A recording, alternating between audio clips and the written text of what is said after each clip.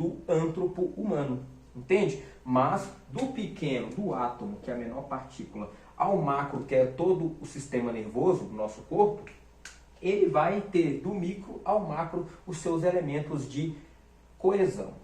Até aqui dando para entender, se não tiver, não se preocupe. Durante o curso nós vamos falar muito sobre isso, vai ficar mais lúcido. Por que se desentender? Lá na criação, o pó da Terra, então, era partículas soltas, espessas, né? Porém, os seus energéticos, né, as suas fontes de energias começaram a se atrair. Uma começou a atrair a outra.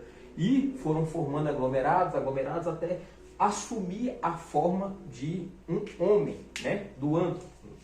Ao assumir a estrutura corporal, a estrutura física do homem, é dado a ele o sopro, né? Ele se torna uma alma vivente.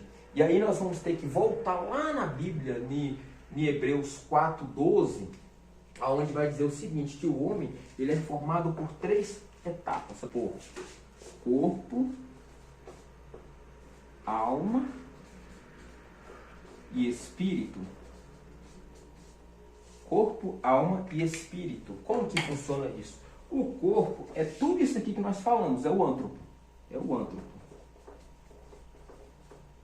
A alma já vai ser, nós vamos falar durante o curso, que é só a introdução, tá? A alma é a sua consciência.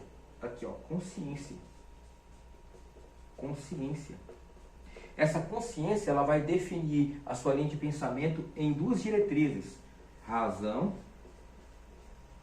/ emoção.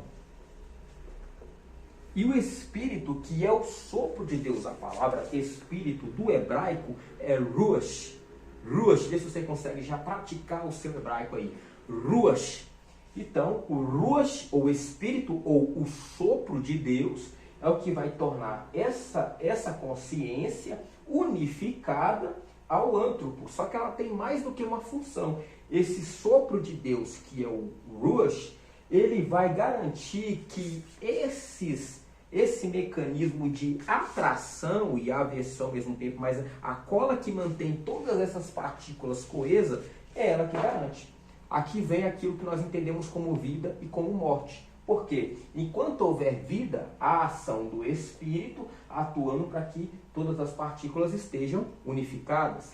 Porém, na ausência de vida, essas partículas tendem a se separar. É onde acontece o processo de decomposição. A composição do antropo é formada pelo aglomerado das suas partículas, né? Entretanto, a decomposição é quando essas partículas começam a se dissipar umas das outras. Beleza, pessoal? Está dando para compreender mais ou menos? Eu sei que é um tema um pouquinho complexo, mas ao longo do curso vocês vão ver o quanto isso vai ser útil para o nosso entendimento. Beleza? Vamos dar mais um avanço? Beleza, agora vamos analisar outro ponto interessante, porque na verdade nosso objeto de estudo, nossa capacitação é voltada nisso aqui, inclusive é o tema do nosso primeiro módulo, psique humana.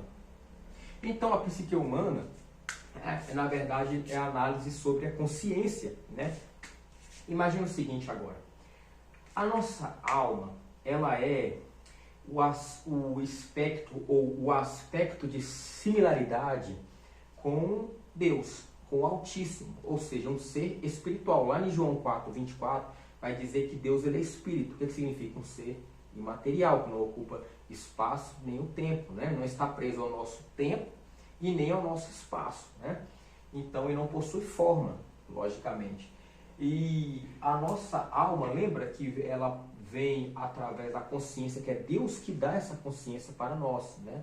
Quando Deus ele sopra, né? Ele torna a unificação da consciência, que é o elemento espiritual vindo de Deus, junto com a matéria, então unificou. Agora pense o seguinte, um ser que vem da essência de Deus, ele é um ser espiritual, porque Deus ele é espírito, né? Inclusive nesse texto de João 4:24 vai dizer, Deus é espírito, importa que os seus adoradores o adorem em espírito e em verdade, não é? Então, ou seja, para a nossa alma, então ela vai ser espiritual. Nossa alma, que é a nossa consciência, né? Eu até destaco aqui para a consciência. consciência, ela é espiritual também. Olha só que interessante essa parte aqui.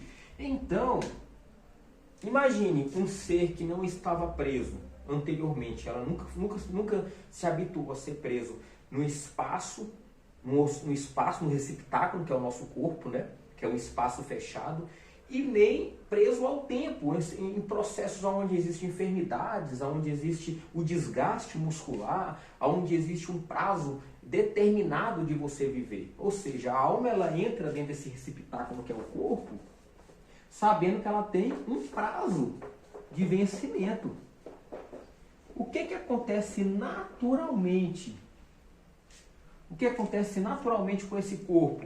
Ele não vai querer morrer. Então a vida dele, a primeira coisa que vai acontecer, ele vai achar que o tempo é curto, então logo ele vai querer ganhar o mundo, né? E nessa ambição de ganhar o mundo, ele vai cometer vários erros, vários tropeços, vai se perder, vai precisar se reencontrar, vai falir. Então acontecem muitas coisas nesse desespero por achar que o tempo está curto. Outra coisa, a sua saúde, ela sofre variáveis. Então, o corpo, ele vai achar que em algum momento ele vai morrer.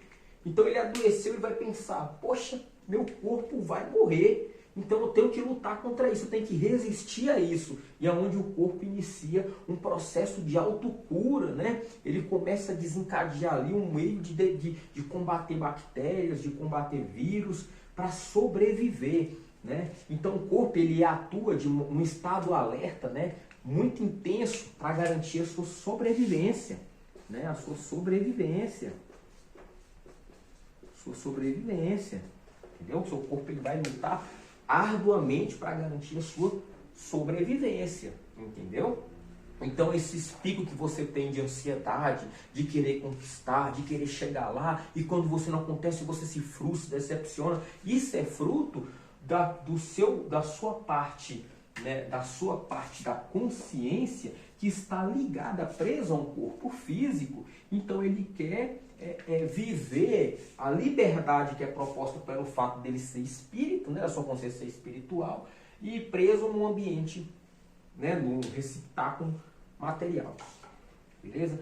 Então, a maioria dessas enfermidades que são da alma, que é o estresse acumulado, a ansiedade, a depressão, as psicoses, as paranoias, né, os medos, né, tudo isso está vinculado ao lado emocional.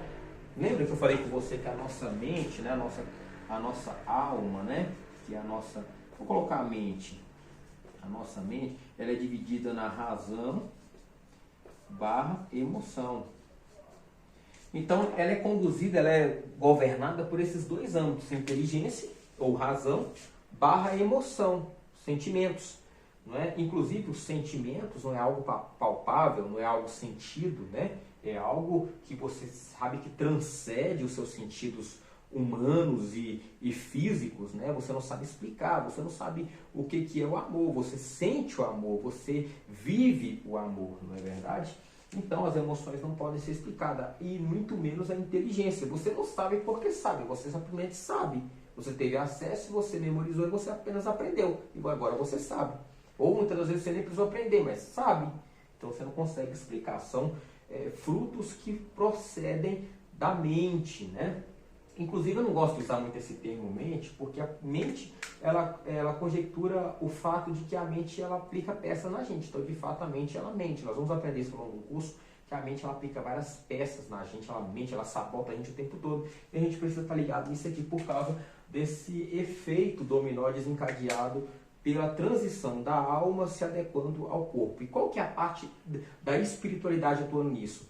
O Espírito Santo, né, ele atua trazendo equilíbrio. Lá em Gálatas 5 vai falar aqui dos frutos do Espírito Santo. E um dos frutos do Espírito Santo é o domínio próprio.